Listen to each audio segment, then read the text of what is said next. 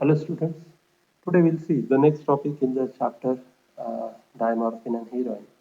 In the previous lecture we have seen about the introduction to the diamorphine and heroin and what are the different aspects of origin, manufacture and all that things. Today we'll see the next topic that is the bulk and trace sampling procedure, then identification, quantification and comparison of the heroin sample. And what are the different presumptive tests performed for the uh, heroin. And lastly, the thin layer chromatography of heroin samples.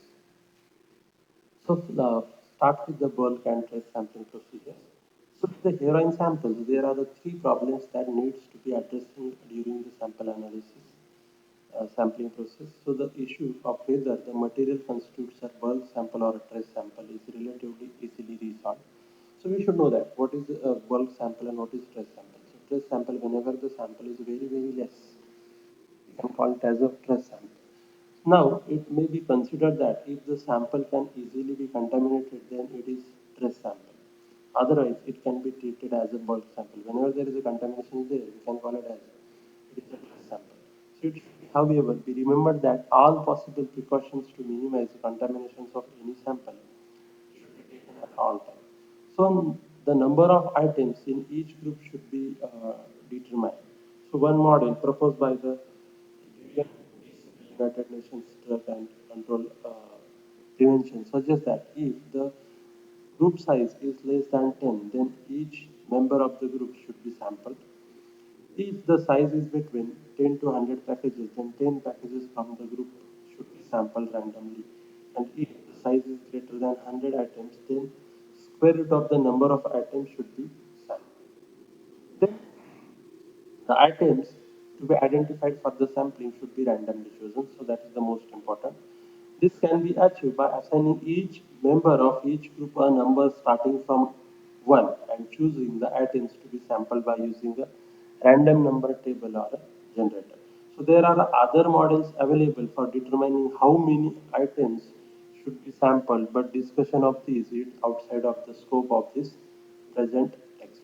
So in addition to the theoretical model, proposed, there may be the requirements laid down by the legal jurisdiction in which the scientist is working, and these should always be considered. The issue of how a bulk sample should be described, sample, and analyzed is equally again a problematic. The description itself is straightforward and should include all the details relevant to the forensic science examination. For example, packaging, then labeling, then size, color, weight, form, and smell of the material. So these are the major description is required whenever the bulk sample is concerned. So sampling is more difficult area for small amounts of the material. The cone and square method may be employed, but this is not practical for larger amounts of the powdery material. So cone and square, it is nothing but the cunnings and quarterings of the sample. So this we have already discussed in the previous chapter. For such items, the use of varying blender has been recommended.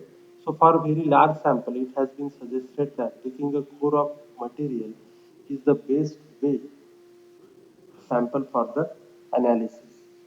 The important factor is to ensure that the materials used for the analysis is homogeneous. That is the most important. By taking any kind of sampling, the material should be homogeneous. If it is not, then we have already discussed in the chapter sampling how we have to make that sample homogeneous. So by grinding and mixing all that things we have performed, we have seen already in the sampling chapter. Then next topic is the identification, quantification, and comparison of heroin sample. So whatever the types of the sample, having carried out description of the material and obtain a suitable sample for the analysis, the next stage, it is the most important, that is the analytical process. Okay. So in this case, we have to first identify, then quantify, and when necessary, make comparison between the sample so that we can get an exact analysis of the sample. So if the sample is a trace sample suspected of being heroin, the usual route is to proceed directly to the GCMS. Okay. So if trace sample is there, okay, and hence we can directly perform the GCMS analysis for the same kind of sample. So if sample is bulk sample, then a sequence of uh, different stages are there. First one is the presumptive test, second one is the layer chromatography. Whenever there is a comparison is to be required, and third one is the confirmation of identity, usually by GCMS, which can also be used for the comparison purposes. And last one is the quantification and further sample comparison by HPLC. The first one, we are going dealing with the first presumptive test for the heroin. So heroin samples often identified in a preliminary way on the basis of their smell comprises a large number of opiate drugs which are frequently altered with a wide variety of other drugs and pharmacologically inactive material. So some of the drugs present in this way are themselves controlled substances, and so a wide variety of presumptive testing need to be performed to identify all the classes of drug that might be present. So first, what is also clear, however, is that each of the tests alone are not specific to the opiate drug. Means what? While performing the presumptive test, they are specific. Means what? Along with the opiates, if there are other kinds of drugs are present or other kinds of adulterants are present, so the test it is only specific to that particular opiate drug. Means what the test it is not positively or negatively shown by the adulterants or other material to present in the given sample. So it is important that the test are not specific to the opiate drug. So this means that further tests are required to determine which of the opiates are present. So in addition to the opiate themselves, the drugs may also be present. So this includes barbiturates, most commonly the phenobarbiturate, then procaine and lignocaine, caffeine, paracetamol, that is acetaminophen and methaqualone. These are the some drugs may be present in the given sample. Some of the drugs are also controlled and should therefore be tested for. So, for that purpose, some of the drugs, such as the barbiturates, they are the controlled substances. So, the barbiturates are tentatively identified by using the Copenhagen reagent, procaine and lignocaine with the cobalt isocyanate reagent and methaqualone and modified cobalt isocyanate test and the Fisher-Morris test. The situation is further complicated by the fact that different drugs may be mixed with heroin at a different times. Okay. For example, in European heroin, in early 1980s, the drugs were mainly adulterated with the caffeine and protein. Hence, there is a much difficulty while analyzing this kind of sample. So, towards the mid to the late of 1980s, this changed to the adulteration with phenobarbiturate and methacalone, while in 1990s the use of these latter materials decreased and addition of the paracetamol and caffeine are increased. Means what? After 1990, there is a instead of adding the phenobarbital and methaqualone, addition of paracetamol and caffeine is increased. So the reason for these changes are largely unexplained, but may be related to the availability of the material. As we know that methaqualone, then phenobarbital, and other kind of things are somewhat costly, but paracetamol and caffeine is somewhat cheaper, and that's why they are used as adulterants in this kind of materials. It is for this reason that a full suite of presumptive testing should be carried out on each sample to be analyzed because it cannot be stated with any certainty what the diluents are without chemical analysis. So the some of the color reactions observed on reacting opiates with common presumptive test reagent. So the first one is a Merkis reagent. Whenever Merkis reagent is react with the sample, so opiates react to give the blue to violet products on the a colorless background. while the Mendelian reagent, whenever opiates react to give olive green products on the orange background, while when cobalt isocyanate is reacted with the sample, the diamorphine gives a blue product on the pink background. The other opiates do not react, also reacts with the tropane, alkaloid, and some benzodiazepines. The next one is the thin layer chromatography of the heroin samples. So, having identified materials as a potentially containing opiates, the next phase in the analysis is to confirm the identity of which opiates are present and where necessary to carry out the comparison of the sample. So, in order to identify which drugs are contained in a sample without employing expensive instrumental techniques, the thin layer chromatography is most oftenly used. So, of the solvent available, chloroform has been found to satisfy these criteria for the heroin sample, and hence we can analyze that.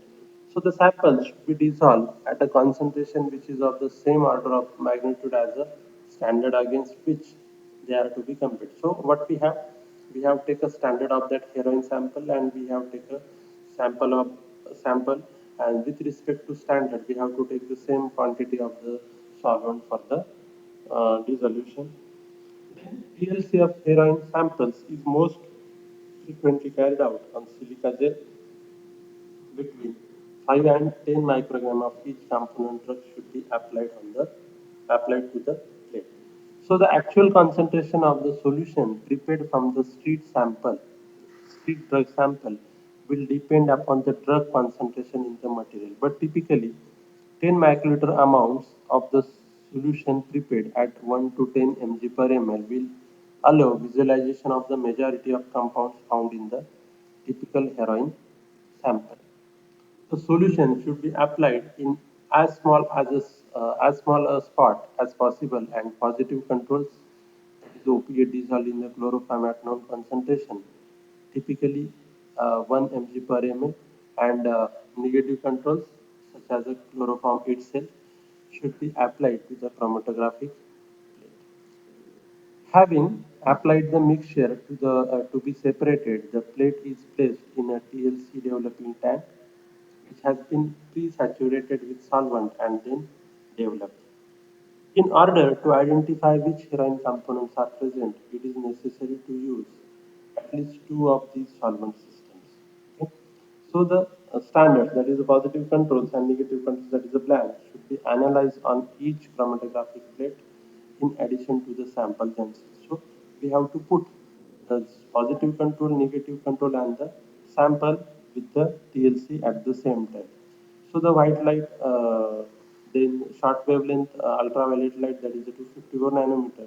Third one is the long wavelength UV light, that is the 360 nanometer. Following screen with a suitable developing reagent, we can get a TLC. So these latter may include acidified potassium iodoplatinate and Dragendrops reagent. The data obtained should be recorded at each stage, including colors and retardation factor values of the compounds observed at each stage. So this is the table number 2, which indicates the TLC solvent system that can be used to separate opiate drugs and adulterants found in the heroin samples, and published RF data obtained when using such kind of system. So there are two systems. First one is the methanol and ammonia system, where we have to and another two different methods are there. Composition, solvent composition having cyclohexane, toluene, and diethylamine. Third, it is nothing but the chloroform methanol.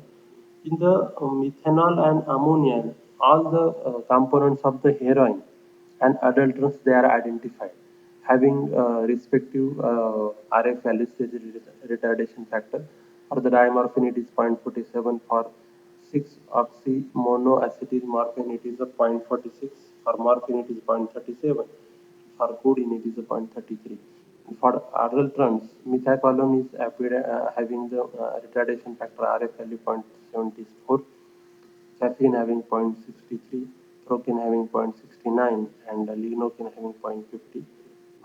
While if you consider the cyclohexane, toluene and diethylamine, there is a components of heroin. They are only separated by using this kind of composition, and they are having very low retardation factor value.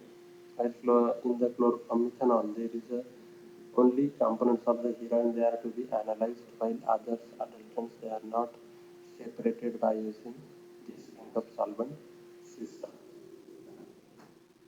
Okay, so this is all about the lecture. Then next, in the next lecture, we will discuss about the other disciplines